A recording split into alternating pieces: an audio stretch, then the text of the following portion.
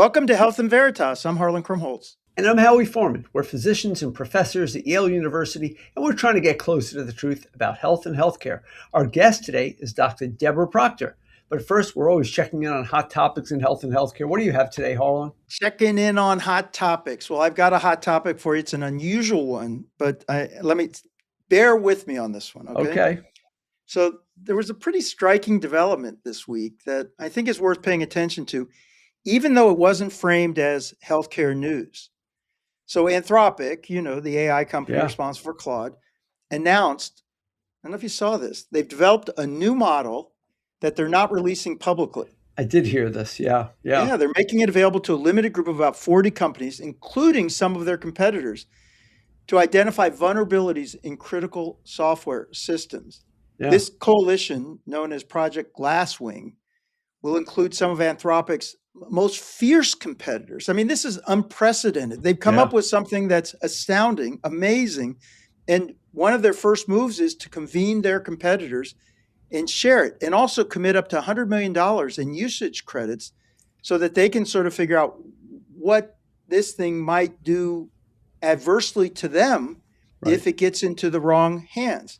Now, you may say this glasswing thing, what the heck is that? Well, it comes from the glasswing butterfly, which uses its transparent wings to hide in plain sight. I see. And the idea is that they've created something with AI that's now so good that it can identify vulnerabilities in current systems. And so essentially, they said many of today's most critical software programs have bugs and vulnerabilities that have existed in the open for years, but they have such complex systems, nobody could really find them. We talk about these hacking and bad actors causing problems. We've talked this week, there was news that Iran, as part of their war strategy, was going to be attacking systems in the US.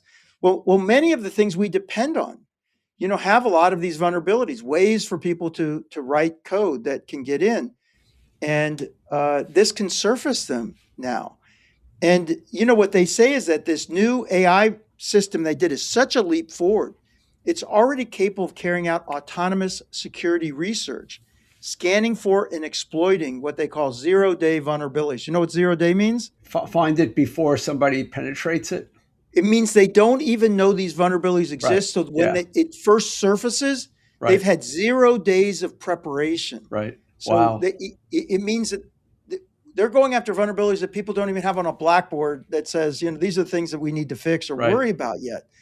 And so one of the leaders of Anthropic called this a real reckoning moment. He said that the starting point for what we think will be an industry change point with what needs to happen now. Now, I'm bringing this up because a couple reasons. One is these companies are moving forward so fast, not just an incremental advance, it suggests a step change in capability. And so on one hand, the upside's enormous. I mean, they're making amazing progress. They've now created something so amazing they have to sit down with their competitors to make sure it doesn't hurt them because it could be used in that way. But at the same time, that must mean that they've made the kind of advance that could dramatically improve the possibilities in our field in healthcare. So that's kind of exciting. But this thing about the vulnerabilities in hitting infrastructure, there's nowhere more vulnerable, I think, than healthcare for providing critical services and not having probably done enough work to protect the systems. I don't know if you read this week, Brockton Hospital in Massachusetts, it's about a 200, 300 bed facility is almost brought to its knees. They're using, pen and paper now because, they're diverting ambulances. They're really disabled by this. Our own place was hit by this. Almost every health system in some form or another has seen this. And so, this is creating a tension in healthcare because at the same time, we're trying to create free-flowing data. We're trying to create better access to data. This starts layering on barriers because they don't want bad actors to be able to hatch these attacks. And even, again, at our own place, the amount of authorization that's required now to get into the system remotely was escalated. And, it adds another layer of friction. It adds another layer of so I think all this signals that the pace of change is accelerating. The tools needed to defend and attack systems are becoming more powerful very quickly. In healthcare, that's a big deal. We have to balance access and security. This is going to be one of the critical issues in healthcare to face. And then also we need to be alert for these, what is this going to enable positively for us as we move forward? But, I think we need to stay tuned to this. This is just one of those stories. Tom Frieden wrote about it. So a lot of people who read Frieden will notice this. And Kevin Roos, who does Hard Fork. I really recommend Hard Fork as a podcast too. If you want to keep up on technology, New York Times puts it out. But, many people may not have noticed this. It wasn't at the top. Yeah. But I'll just finish with this.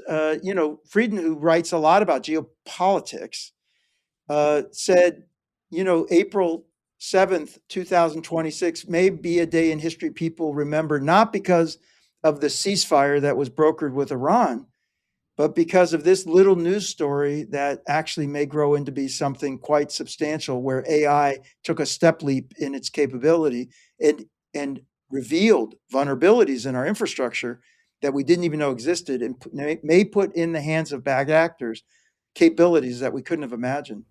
I still think Anthropic among the companies right now is the one that seems to be taking the highest moral stand on how they deploy their own technology and how they applause to them for this action, right? I mean, exactly. They didn't say, well, we're coming out with this anyway. They said, we're going to sit down with a bunch of others who may be vulnerable as a result. Yep, I agree.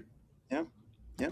By the way, I heard you use Claude now. Yeah. I am using Claude now. I've decided to actually make the plunge and try to use it in various ways. And oh my God, I'm going to say, world be ready. Howie Foreman on Claude. Yes. That's going to superpower him. I'm convinced. That's going to superpower him. All right, let's get on to our interview. Dr. Deborah Proctor is a professor of medicine in digestive diseases at the Yale School of Medicine and the gastroenterologist for Yale's Hereditary Hemorrhagic Telangiectasia Center. She founded the Inflammatory Bowel Disease Program at Yale in 2005 and directed it through 2024, building one of the region's most comprehensive, multidisciplinary centers for inflammatory bowel disease care. Dr. Proctor has been a central figure in medical education at Yale, serving on the Progress Committee for most of her years here. And I could spend a lot of time talking about the numerous awards and honors she has received, but there is only so much time and too much to cover here. Beyond her clinical work, Dr. Proctor is president of the Honduras Children's Project, a nonprofit supporting the education of children at the Coprime Orphanage in Honduras. Her book, Every Child Counts, Breaking the Cycle of Poverty by Educating One Child at a Time, tells the story of her work there and has many important messages that we're going to get to in just about a minute. She earned her bachelor's degree in biology from the University of Toledo and her medical degree from the University of Cincinnati. She completed her residency and fellowship in gastroenterology at Beth Israel Hospital through Harvard Medical School. And of note, during her time there, she was awarded, quote, the intern most likely to be smiling at 3 a.m. She then served as a general medical officer in the United States Navy, followed by faculty and leadership roles at the East Carolina University School of Medicine before joining Yale about 28 years ago. She was recalled to active duty during Desert Storm, Desert Shield in 1991 as a lieutenant commander. And if there is one theme that comes to me when I read your bio and when I've looked into everything that you've done, it is service. Like, you are the epitome of a service-oriented physician. You have served our nation proudly in the military, and I thank you for that service. But you have also served your community in Durham, Connecticut. You have served the medical school, and you have served this orphanage in Honduras. And before we get to discuss more about the orphanage, I just want to know, what motivated you from such an early age to be drawn to service? So what motivated me to start off with service? It's oftentimes it's just have somebody asking you if you want to do something, being not afraid to say yes, and then going and doing it. I bet, but let me just follow up really quickly on that. And please call us by our first names. I can't not call you Debbie. I've known you for all these years. And so he prefers to be called the Howie, by the way. Well, I used to. I know very few physicians in this part of the country that have a military background, very few women. particularly of our age. You've done so much, and this orphanage, which we'll get to, like the work you've done is not just modest 1 week of service, it is a commitment of a lifetime. How does one commit so much time to that? Well, you start off small. I started in 1991. My husband Robert and I were married, and we, by happenstance, went to a church service on Cape Cod. A minister who ran an orphanage in Honduras, not the one that we're going to talk about or that I'm familiar with, Coprome, but another one. And he told a story that just, tugs at you and you want to sponsor a child there. I've come to realize that stories like that are at best exaggerated and at worst, flat out lies, but it works. You get people to open their hearts, open their purse strings for you. And time went on and we decided to sponsor a child. And I'd always had an interest in Honduras. I love to travel and always was somewhat interested in going to Honduras. So my first job was down at East Carolina University in North Carolina. We moved down there. We had our 2 boys. And in 1998, we moved to New Haven, where I became faculty at Yale. In 2005, always keeping in mind that I wanted to go to Honduras. Where was this Honduras? Where was my $25 a month always going? I met a patient of mine whose wife's brother and his wife so their in-laws were dentists. And one thing led to another. We started talking. They said, we do dental missionary trips to Honduras. Would you like to come as the medical arm of that? And I said, yes, why not? Having no idea what I was getting myself into. So 6 months later, 4 Yale medical students and I are heading down to Honduras. We are at the Hartford airport at 3 a.m, which means that you basically don't get any sleep with all of our stuff. And we land in San Pedro Sula at noon, go and set up our medical dental offices in a school room.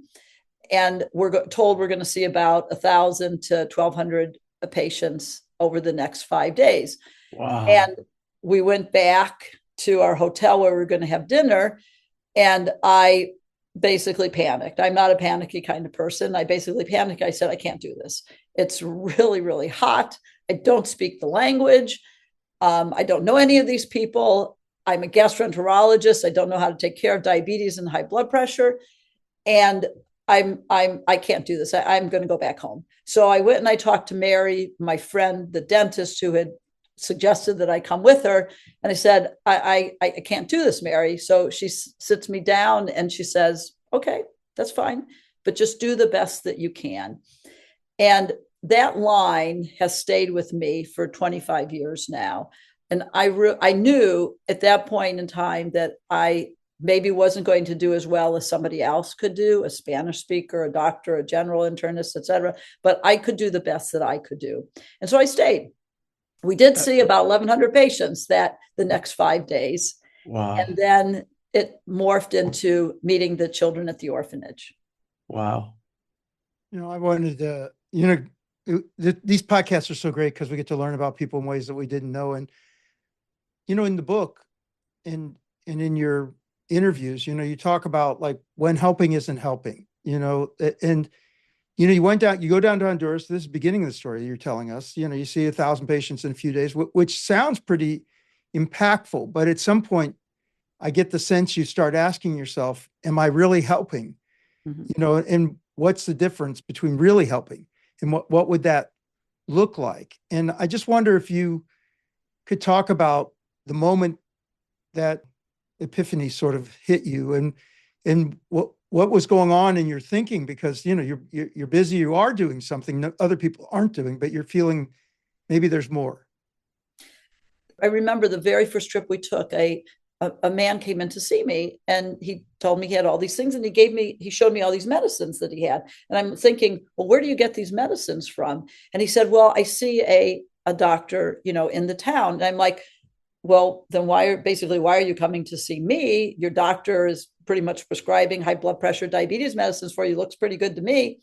And he said, well, I heard the American doctors were in town and we think you're better basically than our Honduran doctors. And I'm like, this isn't such a good thing because I'm only here for a week. I'm seeing you for literally about 3 minutes, and I'm undermining the trust that you would have in your local physicians here. So that all of those things started to eat at me and make me wonder, was I really helping the people that I wanted to do, or was I hurting them? And then I went 7 more times. I went a total of 7 times on these brigade trips. About the But I had this issue in the back of my head. So our very first trip, one of the nurses knew a Sister Teresita, who I talk about extensively in my book, and I'd be happy to talk about her. She founded Coprime Orphanage now about 35 years ago. And so on Friday afternoon, we went to the orphanage and we met the children, and they're just lovely, lovely children. And we would do that every trip that we had, and I very quickly fell in love with them. So my older son, who's now 31, and my younger son, now 28, when they were each 12, they came with me to our brigade work, and my husband came with me also one of those years. And they wanted to keep coming to Honduras, but the brigades went in October, which was during school session, and they didn't want to miss a time of school when they were in junior high and going into high school. So we decided to go in the summertime. And in 2009, 10, 11, we went for a couple of weeks in the summer. And when we went in the summer, we would go specifically to the orphanage. And it was then that, to their credit, they pointed out, you know what, Mom, if you really want to break the cycle of poverty, we really need to get these kids educated. They go to public school where there's 40 kids in a class, maybe more than that, kind of walking around. They're lost. They need special education, help, etc. What are we going to do about that? So they started our nonprofit in 2011, and we took it over from there. Slowly with time, I morphed into realizing that, and I think maybe a good way to put it is to tell you a story. So we've all pretty much heard the saying, if you give a man a fish, he eats for a day. You teach him to fish, he eats for a lifetime. Well, the first part of that saying is really what I label as charity in my book. Philanthropy, the second part of that saying, is about halfway to philanthropy. But real philanthropy is you ask the person what they want to eat, and then you help them develop the tools, the storage, so that they can learn and they can feed their family. And that's really what I call philanthropy in my book.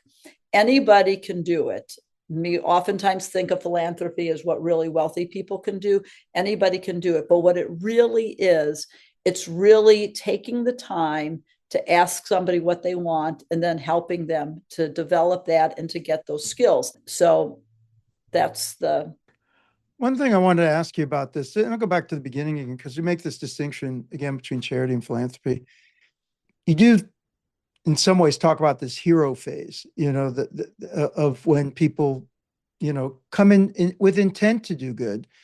And, of course, there's different flavors of this in medicine. I mean, I do think that when a bunch of ophthalmologists parachute in and do, 1,000 cataract surgeries, like, that's a good thing, and once, or people come in and are fixing cleft lip. I mean, that's a thing.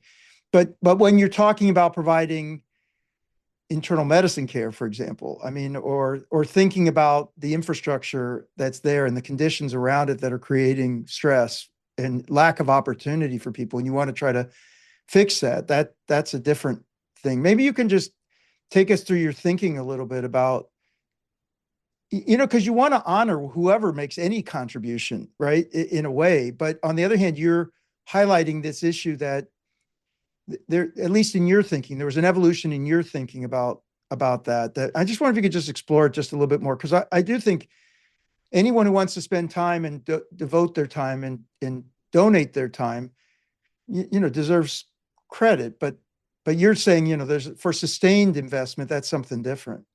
Yeah, no, thank you, Harlan. Those are really good, excellent points. And first of all, I want to say, and I say in my book, that I am grateful to the people that introduced me to Honduras, because without them, I wouldn't have been doing this at all.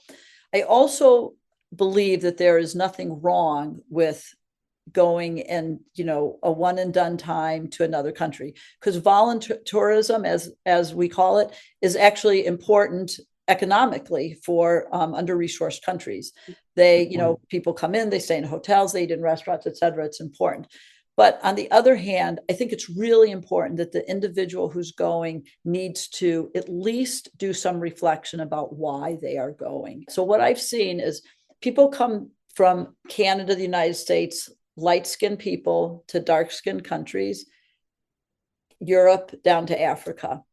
A local leader has arranged for somebody to come dig a well, see, many people in a brigade, a medical brigade, a dental brigade, et cetera. Those group of people come in, they do what they do, and then they leave. And we'll take the example of a well, and these are things that I have seen happen. The well works for about 6 months. The village leader is seen as a hero, as they should be seen, but then the well breaks, and now the people are left without the parts, without the ability to get the well to work, and now the village leader is seen as the villain. So that's not good for the local community. And it's also really not good for the little children, because what the children of the community see is they see those of us coming down from the United States and Canada, or wherever we're coming from, as the heroes, and they want to grow up looking like us. They want to grow up being like us. And that is not necessarily helpful for a country like Honduras, or a lot of other countries for that matter, in my opinion. So that's one issue as I see it. The other issue is that literally trillions of dollars have been spent on this volunteerism in under-resourced countries. And look around the world and you can ask yourself how beneficial it is. Yeah. So we need to change. We need to change what we're doing is the bottom line. Let me just ask you one other quick thing, just because people listening I know you must have heard this before, but what about New Haven? What about, like, you're going down to Honduras, you're doing all this work. We have the same issues next door to us. Again, I want to honor what you're doing, but I know you must hear that sometimes. How do you engage with that conversation? Absolutely. And I do stuff in New Haven as well. And I do stuff up in my town. I think I couldn't agree with you more. I think it's really important. We have, in my town in Durham, we have people, 20 years ago, there was an economic crisis in 2008 when President Obama was taking over his office. And I started community suppers at our local church. And I realized that, 100 people came in my town that's like reasonably, I think of being, kind of middle class, not necessarily affluent, but middle class. And I realized that when you don't have food, you're not only you're going hungry, but you're also socially isolated. So that was also part of the sort of opening my eyes to what's going on around us, in our own communities. I feel that we have so much going on in our own communities. You really do not need to look very far to see issues that are going on. And I jump in whenever I can. I do have to say there's only so many hours in a day, so I tend to not do. You actually have a day job. You have a day job. I actually have a day job. That's right. Yeah, no, I mean, it's amazing just to hear what you've done. It's crazy. We're so good. So I want to, before we get to the end, I want to give you an opportunity to tell about some of the outcomes. I know from knowing you over the years that there are some good stories already 20 years out. Do you want to just give us some sense of personal stories that have warmed your heart and proven that there's some good that comes from this? Oh, yes, I sure do, Howie. So I want to tell the story of Delmy, who's a prominent character in my book. I have 7 children that I've highlighted at the end of the book, and she's one of them.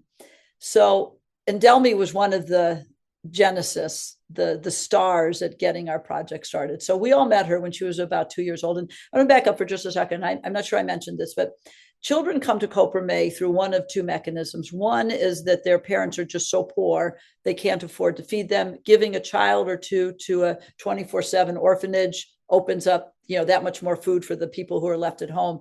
And the other way is they literally are abandoned on the street, and they come with no known family members. Delmi's family fell into the former category where she's so poor. She lived up in the mountains and her parents just couldn't feed her. So she came down to Copeland when she was about 2 or 3 years old. She was the most adorable little thing that you will ever see. She's 20 years old right now. She just had a birthday, and she's still a beautiful, beautiful young lady, both inside and out. So she used to love to play, and I used to love to play with her. But we realized that when she went to kindergarten and first grade, she didn't know her colors. She couldn't read. And she would literally just kind of like walk around through the schools. And we all said to ourselves, you know what, she's cute, but cuteness only goes so far. And if she doesn't know how to read or write when she's, 15, 16, 17, 18, she's going to have a problem. So we sent her to this. We hired our first real teacher, Raina Elizabeth, who's still with us. And we sent Delmi to Teletone, which is a special education place, for about 4 or 5 years. So about 3 months after we hired Raina, I went down there, and I had been there before, and I knew Delmi could not read. She's in the first grade. I knew she couldn't read. So I go down there, and she comes running to me, and she has this book that she wants to read to me. And I'm like, oh, this is good. Someone's been reading to her. So she opens the book, and she reads, and you know how children read. They see a picture, and they kind of say what the adult has, repeated to them. And she reads the book. I'm like, okay, this is good. I'm happy. The teachers are reading to her. Someone's reading to the book. So then she gets another book, and she comes back, and she's reading this book again, and she makes a mistake, and she goes back and she corrects herself. And I had my epiphany. I'm like, Delmi's reading. She's reading. So I take the book, and I take Delmi, and I go over to Raina, our teacher. I go, Raina, Delmi's reading. And she goes, yeah. I'm like, no, you don't understand. Delmi's reading. She goes, yeah, Delmi's reading. And I said, I repeated a third time. I go, Raina, Delmi is reading. And she looks at me like I had two heads. And she said, basically said, what do you think? What have you been paying me to do? What do you think I've been doing? Yes, Delmi is reading. So by this time, the rest of the kids had caught on that I was like excited that Delmi was reading. So they're now all come to me with their books, and they're like reading out loud and everything. And I was just like, I'm crying. I'm just like, I can't believe this. Our kids are reading. They're absolutely reading. So I've had the honor of and privilege of being with many of the children when they got their like aha moment to read. But the second part of this I want to tell you about Delmi that is not in my book, because it just happened a couple of weeks ago when I went to Honduras. So Delmi, a year ago, so she graduated from high school, first in her family to even get past the third grade, went to beauty school for a year, and then decided she wanted to move back into the mountains to be with her mom and her family. She hadn't lived with her mom for 20 years or 18 years at that point. So I said, but I really want to see Delmi. So I sent her some money via Western Union to come and visit. She goes, I want my mom and my brother to come also. I'm like, okay, fine. That's no problem. Bus money and everything, come down, put her up in a hotel. And so she comes down, and her mom and her brother, her brother is 7 years old. And he had this look on his face. Like, it was just like this little kid in a candy shop. He had never been on a bus before. He'd never left their town. Here he is in the big city of Progreso, which is about the size of New Haven. And he was just like so excited. It was like this big trip to the big city. And I felt so privileged and honored to have been able to bring her and her family down to this visit. And of course, I loved it to death. We went out to Coperme. We spent time with everybody that she had known at some point in her life in Progreso. And it was just so wonderful. And as soon as she gets back, she goes, when are you coming back? I'd like to come visit you again. So yeah, that's wonderful. That is great. I think, Howie, everyone's going to enjoy hearing this. This is like an extraordinary thing. And like I said, we haven't even touched on, where you spend a lot of your time, which is you founded the inflammatory bowel disease program at Yale. This is also such an important area, over 2 million people affected. We still don't really understand the causes exactly. Multifocal, it can be highly disabling.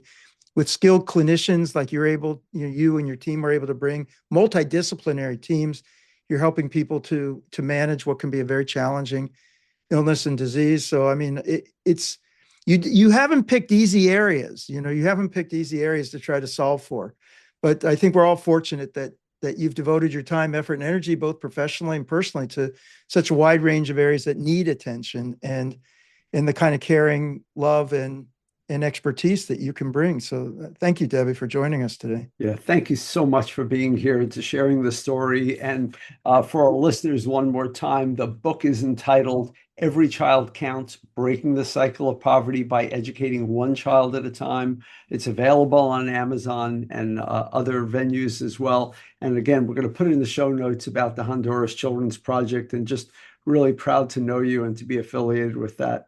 Yeah, thank you so much. Thank you so much. It's been a real honor and privilege to be on your podcast. So I'm grateful. Thank you. Thanks. She's wonderful. Well, that was terrific. Yeah, she's such a wonderful person. It's amazing what she's contributed in so many different ways. Okay, let's get on to one of my favorite parts of the podcast, the Howie part. What's going on with you? It is National Public Health Week, and we are taping this on World Health Day. We hear a lot about what's going wrong with health in this country and in the world, but step back 200 years and the story is one of the most extraordinary triumphs in human history. Life expectancy in 1800 was roughly 35 years. Today, it's over 70 globally.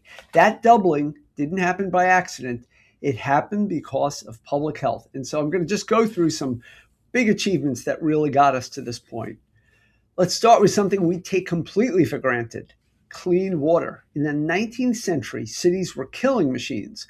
Cholera, typhoid, dysentery swept through urban populations year after year. The fix wasn't a drug, it was sewers.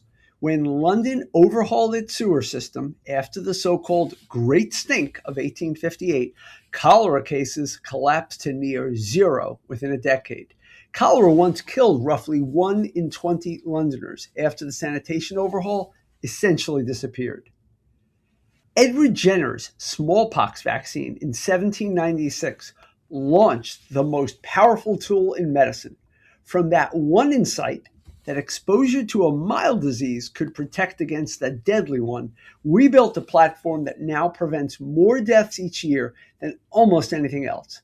The World Health Organization estimates vaccines prevented 4 to 5 million deaths every year.